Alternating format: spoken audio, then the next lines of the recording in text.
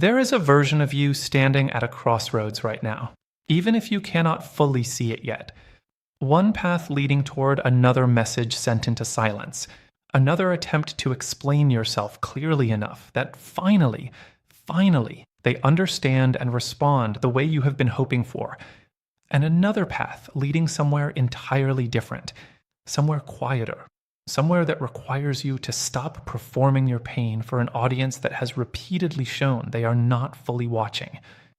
Today, we are walking that second path together, step by step, because begging for someone's attention has never, once, in the entire history of human relationships, produced the security you are actually searching for, and it is time to understand exactly why and exactly what to build instead. Let's start with what begging actually is, psychologically, because the word itself can feel harsh, almost accusatory, when what you have likely been doing feels, from the inside, like nothing more than reasonable communication, an honest attempt to be understood by someone you care about. But begging, in this specific context, refers to something particular. Repeated attempts to secure attention or reassurance from someone whose behavior has already demonstrated, clearly and repeatedly, that this attention will not be offered consistently, no matter how the request gets phrased.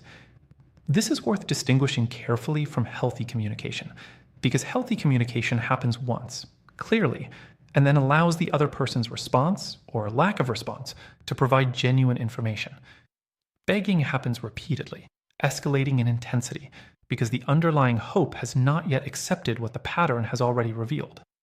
Let's talk about why this particular pattern develops so easily with someone avoidant, specifically, because understanding the mechanism removes considerable shame from what might otherwise feel like a personal failing. Avoidant behavior operates through intermittent availability, warmth arriving unpredictably, distance following just as unpredictably, creating exactly the kind of variable reward pattern that psychology has long understood produces the most persistent, most difficult to extinguish pursuit behavior. This is not a metaphor borrowed loosely from behavioral science. It is precisely the same mechanism, and understanding this mechanism should relieve you of any lingering belief that your repeated attempts to secure their attention reflect weakness of character. They reflect, instead, a predictable human response to an unpredictable reward structure, one that has captured the attention of nearly everyone who has ever encountered it, regardless of their intelligence, their self-awareness, or their general emotional maturity in every other area of life. Let's talk about what happens specifically to your own sense of self while caught inside this pattern of pursuit, because this deserves direct, honest examination rather than being glossed over. Each unanswered message, each unreturned call, each moment of silence that stretches longer than feels bearable, chips away slightly at your own sense of inherent worth, replacing it gradually with a worth that feels contingent, dependent entirely on whether the next attempt finally produces the response you have been hoping for. This contingent worth is exhausting to maintain, requiring constant vigilance, constant monitoring, constant readiness to interpret even the smallest gesture as either confirmation or further evidence of your own inadequacy. Living inside this contingency represents one of the most depleting experiences available within human relationships, precisely because it requires you to outsource your own sense of value to someone whose behavior has already proven itself unreliable as a source for that value. Let's talk about mystery now, because this word deserves careful definition before we go further, since it often gets misunderstood as manipulation, as strategic withholding designed specifically to manufacture desire through calculated absence. This is not what genuine mystery actually means within the context of healthy self-possession.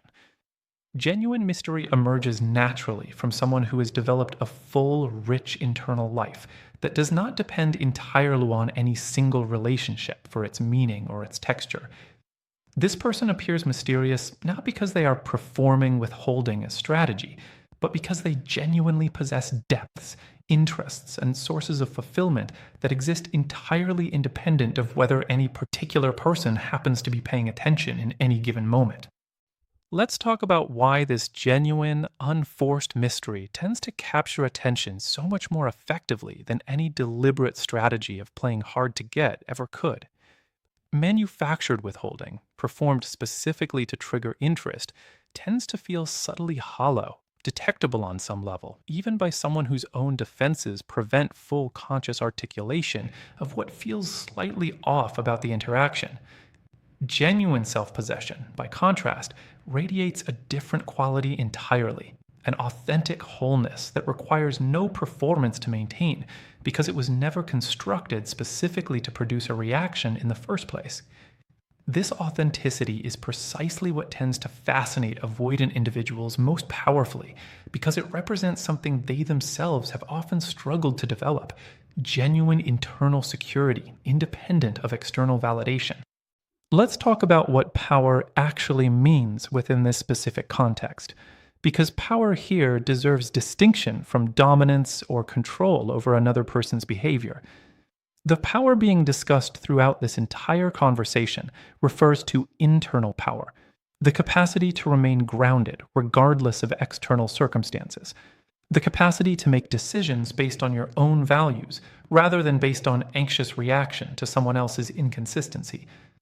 This power cannot be given to you by anyone else, and correspondingly, it cannot be taken away by anyone else either. It develops entirely through your own internal work, becoming a permanent resource available to you regardless of how any particular relationship happens to unfold. Let's talk about the specific difference between silence used as punishment and silence that emerges naturally from having genuinely redirected your attention elsewhere, because this distinction matters enormously for maintaining authenticity throughout this entire process.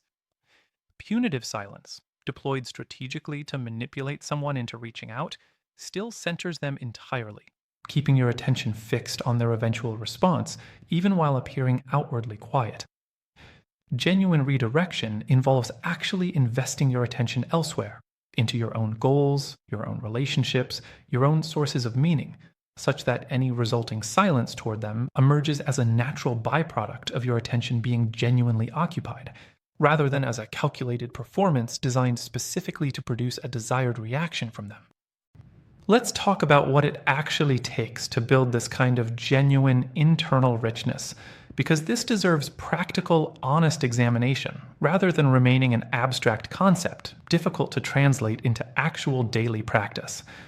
This building process typically involves reconnecting with interests and passions that may have been neglected during periods when this specific relationship consumed disproportionate emotional bandwidth. It involves investing deliberately in friendships and family relationships that provide connection independent of this particular dynamic. It involves setting personal goals unrelated entirely to the relationship's outcome, goals around career, creativity, physical health, or personal growth that provide genuine sources of accomplishment and meaning, regardless of what happens within this specific romantic situation. Let's talk about the specific discipline required to redirect your attention away from monitoring their behavior, because this discipline deserves honest acknowledgement as genuinely difficult, not something that happens automatically simply because you have decided intellectually that it represents the healthier path. Every notification, every reminder of shared history, every quiet moment where your mind naturally drifts back toward analyzing their last message or anticipating their next one requires a conscious choice to redirect attention elsewhere. This redirection does not happen perfectly or immediately. It develops through repeated practice, small moments of choosing your own life over continued monitoring, gradually accumulating into a genuinely different relationship with your own attention over time. Let's talk about what happens specifically to the dynamic once this genuine redirection begins occurring authentically, because the shift here often surprises people who assumed, incorrectly, that reduced attention towards someone would simply produce reduced interest in return. Reduced pursuit, when it stems from genuine internal redirection rather than manipulative withholding, frequently produces the opposite effect within avoidant psychology specifically. Someone accustomed to your consistent, available attention often experiences its absence as a disruption. prompting increased curiosity, increased initiative, sometimes even increased pursuit on their part, precisely because the predictable dynamic they had grown comfortable with has shifted in a way that requires their own active engagement, rather than simply your continued patient waiting. Let's talk about the specific danger of treating this shift as a strategy specifically designed to produce that reaction, rather than as an authentic pursuit of your own well being that happens to produce this effect as a side benefit. If your redirection toward your own life remains, underneath the surface, still entirely oriented around eventually winning their renewed attention, you have not actually achieved the genuine mystery and power being described throughout this discussion. You have simply performed a more sophisticated version of pursuit, one that happens to look, superficially, like healthy detachment, while remaining internally just as fixated on their eventual response as more obvious forms of begging ever were. Let's talk about how to distinguish authentic redirection from this more sophisticated performance, because this distinction matters enormously for genuine healing, rather than simply for producing a desired reaction from them. Authentic redirection feels genuinely satisfying on its own terms, regardless of whether it produces any particular response from them at all. If they never reach back out, if their behavior never shifts in response to your reduced pursuit, authentic redirection still feels worthwhile, because it was never actually about them in the first place. Performed redirection, by contrast, tends to feel hollow or frustrating if it fails to produce the hoped-for reaction, revealing that the underlying motivation remained fixated on their response, rather than genuinely invested in your own independent well-being. Let's talk about the specific quality of confidence that develops through genuine self-investment, distinct from the more fragile confidence that depends on someone else's continued interest or approval. Genuine confidence, built through actually developing your own interests, your own relationships, your own sense of accomplishment independent of this specific relationship, tends to remain remarkably stable regardless of external circumstances. This stability represents the actual goal throughout this entire process, not a clever strategy for winning back someone's attention, but a fundamentally different relationship with your own worth, one that no longer requires anyone else's consistent validation in order to remain intact. Let's talk about what boundaries look like once this internal foundation has genuinely developed, because boundaries here tend to emerge naturally, almost effortlessly, rather than requiring the constant conscious effort that maintaining boundaries often requires during earlier, less developed stages of this process. Someone genuinely grounded in their own internal richness naturally declines interactions that feel depleting or unbalanced, not through dramatic confrontation, but simply through quiet redirection of their own time and attention toward pursuits that genuinely nourish them. This natural boundary setting represents a considerably more sustainable approach than constantly having to remind yourself, through willpower alone, not to reach out or not to respond to inconsistent treatment. Let's talk about what remains true throughout this entire process, regardless of how any specific relationship ultimately unfolds. Building genuine internal richness, developing authentic sources of meaning independent of any single relationship, cultivating the kind of quiet, unforced power that comes from genuine self-possession. These outcomes remain valuable entirely on their own terms, regardless of whether they ultimately influence this specific person's behavior at all. You are not doing this work in order to manipulate someone into returning. You are doing this work because it represents the foundation of a genuinely fulfilling life, one that happens to also make you considerably less vulnerable to the specific kind of manipulation and inconsistency that avoidant dynamics frequently produce. Let's talk about the specific physical experience of resisting the urge to reach out, because this urge deserves description at the level of the body, not just abstract psychological explanation. There is often a genuine physical restlessness that accompanies this resistance, a kind of itch beneath the skin, an inability to fully settle into whatever activity you are attempting to redirect toward instead. This physical discomfort is worth naming directly, because pretending it does not exist, or expecting yourself to feel calm immediately simply because you have made the decision not to reach out, sets an unrealistic standard that then produces additional frustration when the discomfort inevitably shows up anyway. The goal is not eliminating this discomfort entirely. The goal is tolerating it without acting on the urge it produces, allowing the restlessness to exist and gradually pass without controlling your behavior. Let's talk about what specifically helps during these moments of intense physical restlessness, when every part of you wants to send the message, make the call, check whether they have viewed your last communication. Movement often helps considerably. Physical activity vigorous enough to genuinely discharge some of the nervous energy the restlessness creates. Engaging fully with a task that requires concentration, something absorbing enough to occupy your attention completely, provides another useful tool, temporarily crowding out the space that anxious monitoring would otherwise occupy. Reaching out to a trusted friend, not to discuss the situation itself repeatedly, but simply to receive genuine connection and support, can also help considerably.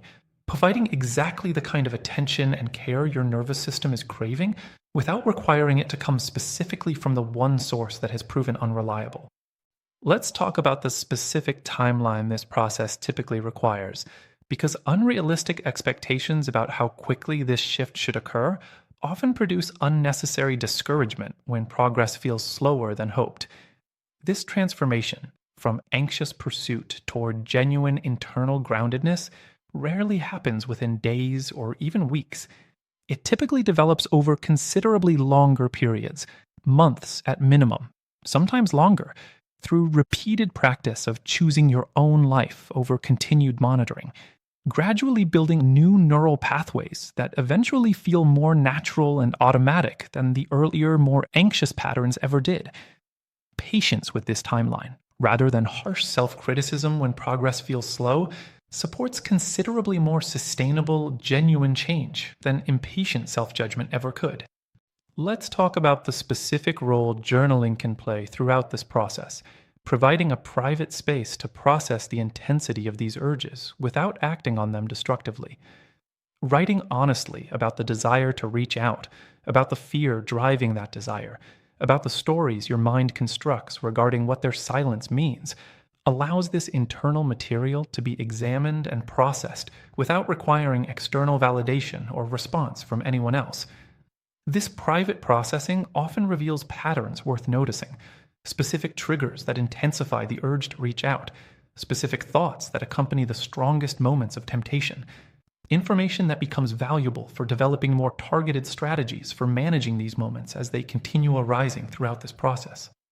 Let's talk about what genuine self-care actually means within this specific context, distinct from more superficial versions of self-care that sometimes get discussed without addressing the deeper psychological work actually required here. Genuine self-care in this situation means directly confronting the underlying belief that your worth depends on someone else's consistent attention, rather than simply distracting yourself temporarily through pleasant activities that leave the underlying belief entirely unexamined. This deeper work often benefits considerably from professional support, whether through therapy specifically focused on attachment patterns or through other structured approaches designed to address the root beliefs driving this particular kind of anxious pursuit. Let's talk about the specific way social comparison sometimes complicates this process, particularly when witnessing others in seemingly effortless, secure relationships, wondering why achieving similar security feels so considerably more difficult within your own situation. This comparison deserves gentle examination rather than harsh self-judgment. Every relationship carries its own particular history and complexity, invisible from the outside, meaning comparing your internal struggle against someone else's external appearance of ease rarely provides accurate or useful information. Focusing instead on your own specific progress, however incremental it might feel, provides considerably more useful guidance than comparison against situations you cannot fully understand from external observation alone. Let's talk about the specific way this transformation affects how you show up during moments when contact does eventually occur. whether initiated by them or by circumstances that require some interaction. Someone who has genuinely built internal richness during a period of reduced pursuit tends to bring a noticeably different energy into these interactions, calmer, more genuinely present, less anxiously scanning for reassurance or clarity about where things stand. This different energy often becomes immediately noticeable, not because it was calculated to appear a certain way, but because it authentically reflects the internal shift that occurred during the time apart. This authenticity carries a kind of magnetism that performed detachment, however carefully executed, simply cannot replicate. Let's talk about what happens specifically to conversations once this genuine groundedness has developed, because the actual content and texture of interaction tends to shift alongside the underlying energy behind it. Conversations become less about seeking reassurance and more about genuine exchange, sharing what has actually been happening in your life, listening with real curiosity rather than anxious monitoring for hidden meaning, allowing silence within the conversation itself to exist comfortably rather than requiring constant filling to manage anxiety. This shift in conversational texture often surprises both people involved, revealing a considerably different relational possibility than what existed during earlier, more anxious stages of the dynamic. Let's talk about the specific temptation to interpret any positive response from them, once this shift has occurred, as definitive proof that your transformation worked as a strategy, prompting a return to old patterns of anxious monitoring focused entirely on their reaction, rather than continued investment in your own genuine growth. This temptation deserves direct examination, because falling back into old patterns the moment any positive signal appears essentially undoes the very foundation you worked hard to build. Maintaining your internal groundedness, your continued investment in your own life and interests, regardless of whether they respond positively or continue their previous pattern of inconsistency, protects the genuine transformation from becoming simply another temporary strategy, abandoned the moment it appears to be working. Let's talk about what it means to hold genuine openness to reconciliation, should that eventually become appropriate and mutually desired, without that openness compromising the internal groundedness you have worked to build.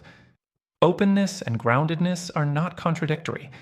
You can remain genuinely open to the possibility of renewed connection while still maintaining firm commitment to your own continued growth, your own boundaries, your own refusal to return to patterns of anxious pursuit, regardless of how appealing renewed contact might feel in any given moment. This balance, holding openness alongside groundedness, represents considerably more sophisticated emotional maturity than either rigid closure or anxious, unguarded reopening of old patterns. Let's talk about the specific way this entire process changes your capacity to recognize genuine reciprocity when it eventually appears, whether within this relationship or within a future one.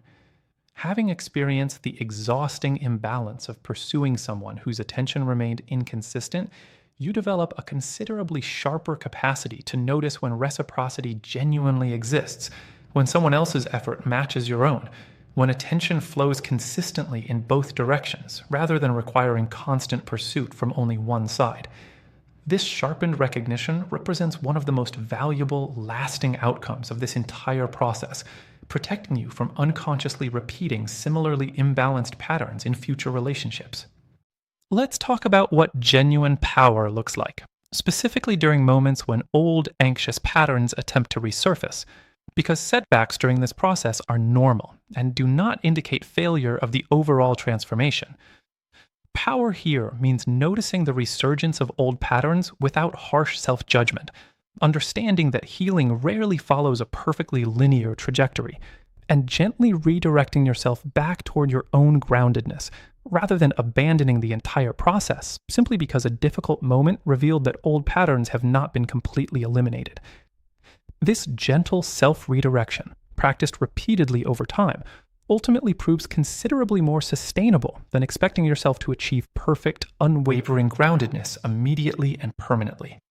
Let's talk about the specific role gratitude can play throughout this process. Not gratitude toward the person whose inconsistency prompted this entire journey, but gratitude toward your own capacity for growth. your own resilience in navigating genuinely difficult internal work. This gratitude, directed toward yourself rather than toward external circumstances, helps sustain motivation throughout a process that often feels considerably more difficult than anticipated, providing a source of internal encouragement that does not depend on external validation or on any particular outcome from the relationship that originally prompted this entire examination. Let's talk about what community and connection outside this specific relationship contribute to sustaining this transformation over time, because isolation tends to make maintaining this kind of internal groundedness considerably more difficult than it needs to be. Surrounding yourself with people who genuinely support your growth, who celebrate your investment in your own life, rather than encouraging continued anxious focus on someone else's inconsistent attention, provides essential reinforcement for the internal work being described throughout this entire discussion. This community does not need to be large, but it does need to be genuine, offering real connection that helps balance whatever loneliness accompanies the process of reducing pursuit towards someone whose attention once felt so central to your daily experience. Let's talk about the specific relationship between self-respect and this entire process, because self-respect deserves careful examination as both a prerequisite for this transformation and an outcome that continues developing throughout it. Choosing not to beg for attention, even when every anxious impulse pushes toward exactly that behavior, represents an active demonstration of self-respect, a choice that says clearly, even if only internally, that your own dignity matters more than the temporary relief that pursuit might provide. Each time this choice gets made, self-respect deepens slightly, becoming gradually more stable and more automatic, requiring less conscious effort to maintain as the pattern of choosing yourself becomes increasingly ingrained.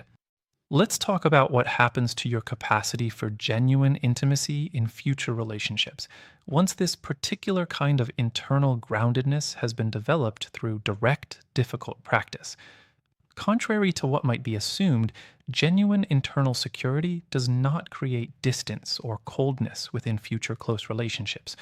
It actually enables considerably deeper intimacy because vulnerability offered from a place of internal stability feels fundamentally different than vulnerability offered from a place of anxious need.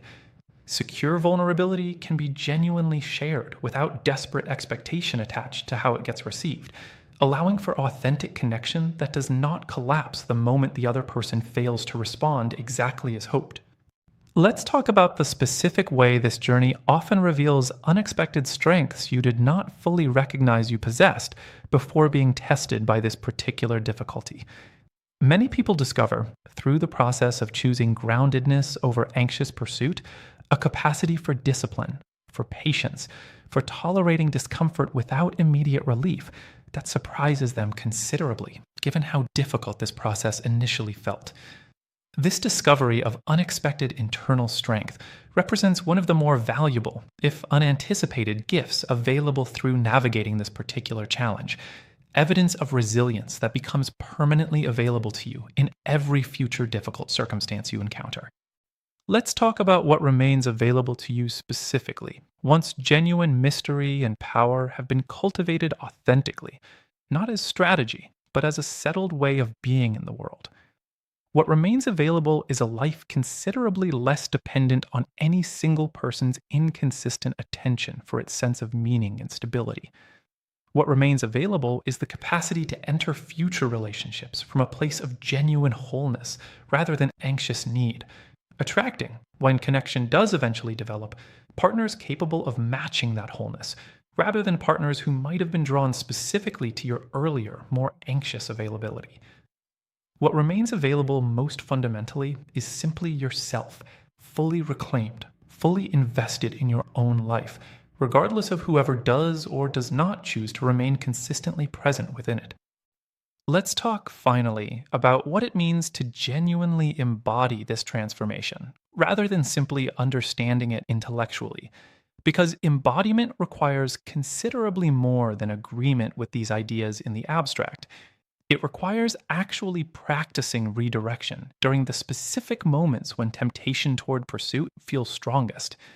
It requires actually investing time and energy into your own interests, even when that investment initially feels less compelling than the immediate pull toward monitoring someone else's behavior. It requires actually tolerating the discomfort of uncertainty, allowing relationships to reveal their genuine nature through patient observation, rather than through anxious attempts to force clarity through repeated pursuit. This embodiment develops gradually through repeated practice until eventually the groundedness that once required considerable conscious effort becomes simply who you are, requiring no performance, no strategy, no calculation, simply an authentic, settled way of moving through relationships and through life more broadly.